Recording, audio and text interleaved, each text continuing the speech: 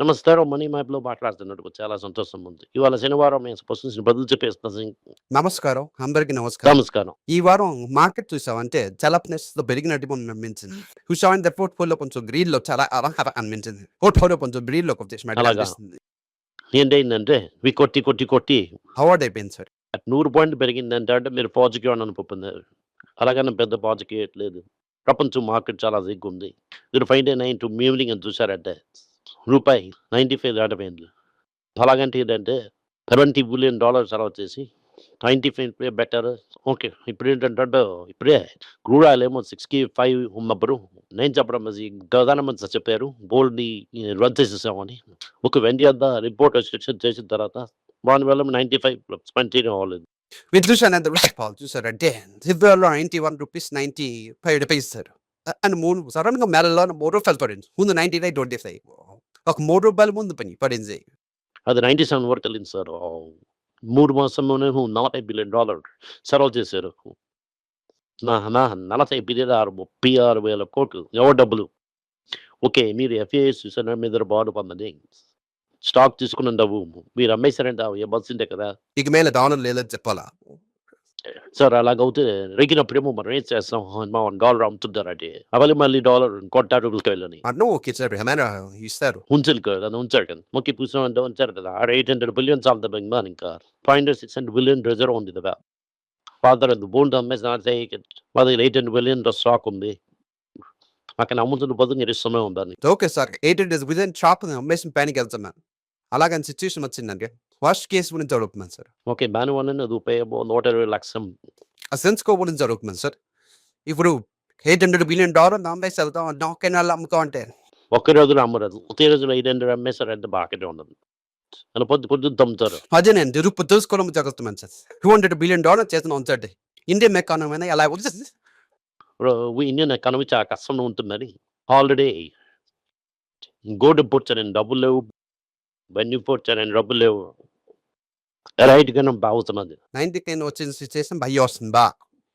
అంత దూరం వాడికి ఎన్నదని అనుకుంటున్నాను. మనం ఇంపోర్ట్ చేసి ఇంత లెవెల్‌లోకి వెళ్ళిపోతామని. ఇప్పుడు ఇంకో విషయం అయిపోతే క్రిప్టోమెటిక్ గన్స్ గోల్డ్ అమ్మారు. అలాగని చెప్పి న్యూస్ వస్తున్నది. అదేమో ఇప్పుడు వైరల్‌గా వెళ్తున్నది. 50 టన్స్ మీరు అమ్ముతున్నారంటే ఓకే. ముఖ్యంగా ఆళ్ళు చెప్తుంది ఏంటంటే గోల్డ్ ప్రైస్ ఇంకా పడుతుంది.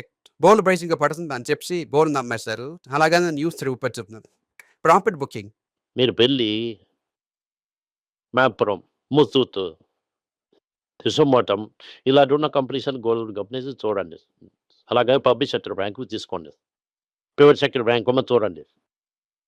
దానివల్ల గోల్డ్ ఆప్షన్‌లో డబ్బులు కట్టమని ఎంతమంది అమ్మేశారని చూడండి. సేద్యాల ప్రైస్ పెరిగింది.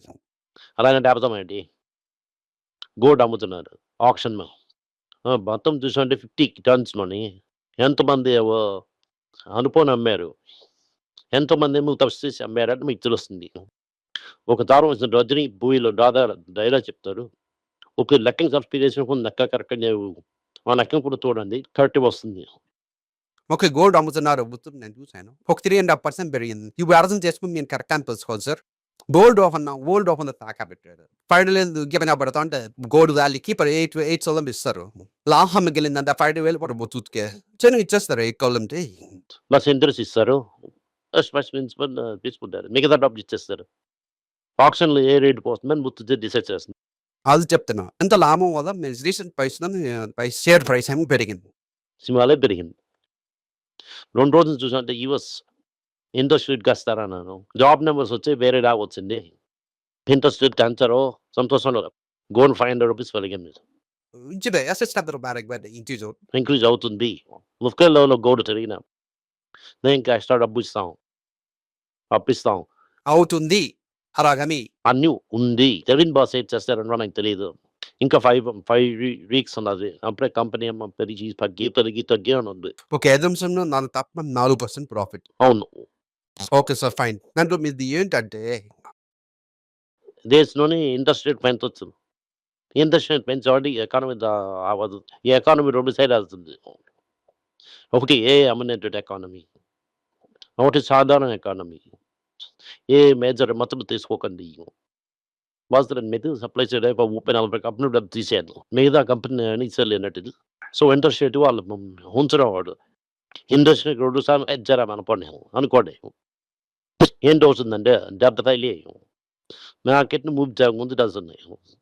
ఇమ్మీడియేట్‌లీ ఇదేమో రేట్‌ని కట్ చేస్తారు. ఆ సంవత్సరం. ఈ సంవత్సరం పెంచి ఇంకో సంవత్సరం తగ్గిస్తారు. హోల్ రేట్ కాదు. అలాగని ఇంట్రెస్ట్ రేట్ కట్ చేయలేదంటే ఇమ్మీడియేట్ పెరుగుతుంది. ఇంట్రెస్ట్ రేట్ పెంచారంటే కింద పడి పెరుగుతుంది. అదంతా మనం జోస్యం చూస్తున్నట్టుగా. ఏంటి బైనాకులర్‌లోకి చూసుకొని ఎక్కడ పెరిగింది, ఎక్కడ పడుకున్నది అని.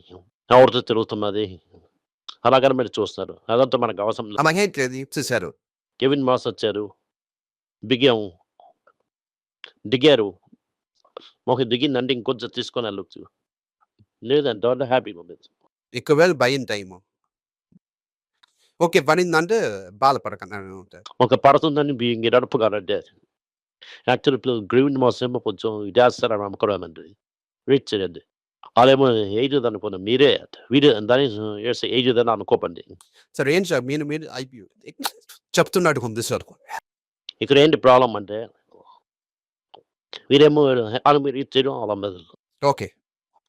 ఇంకో ప్రాబ్లమ్ చూసారంటే పరిధిలో 88% ప్రజలు పడింది. వానోడతలు ర్యాలీ పడింది. ఆల్రెడీ 1997 తర్వాత జ్ఞాపకం వచ్చేసింది. Financial crisis. వాళ్ళ విచిత్ర తగ్గిందంటే ఏ కూడదని సైన్ అది. సార్ బబుల్ పెరిగిందని ఒక సందేహం ఉంది సార్. అవును.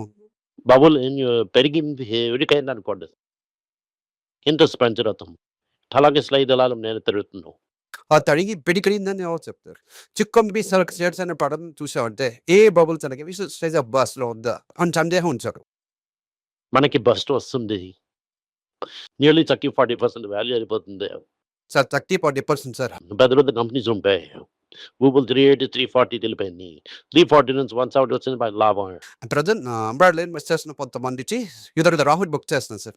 ఓకే. ఇది రాబర్ట్ బుక్ చేసి మన ఇండియా అయితే రూపాయి పడిపోతుంది. ఆ రవ్వ మీరేం చేస్తున్నారో కానీ ఒకవేళ బస్ట్ అయిపోయింది అలానే 30-40% పడడానికి అవకాశం ఉంది అని అంటే అన్ని కంపెనీస్ ఏంటంటే ఈ అన్ని కంపెనీ అవ్వదు. ఏ companies problem. He might means can 7 అందరూ cheap companies literally problem. Sir ఇది నేషన్ ఇచ్చామనుకోవచ్చు. నాకు తెలియదు అది. ఇండస్ట్రీ ఎలాగెళ్తుంది. అలాగే అందరూ తెలుసుకొని మనం ఉండాలి. రీసెర్చ్ చేయాలి. మనలాంటి మనుషులకి నేను అడ్వైస్ చేసింది ఏంటంటే మన దగ్గర చాలా తక్కువ. ఏంటి ఏ చాలా తక్కువ. నాన్ ఏ ఎక్కువ. అందరికీ నమస్కారం. పైల రోజు అని financial literacy money for nothing అన్నది రెండో పార్ట్. అది చెక్స్ ఎలాగా, డిపాజిట్స్ ఎలాగని, డబ్బులు ఎలాగొచ్చిందని, బాటర్ నుంచి డిమానిటైజేషన్ వరకు కవర్ చేసాం. పిల్లలు ఏజ్ 10 to 12 పీపుల్కి చాలా యూజ్ అవుతుంది.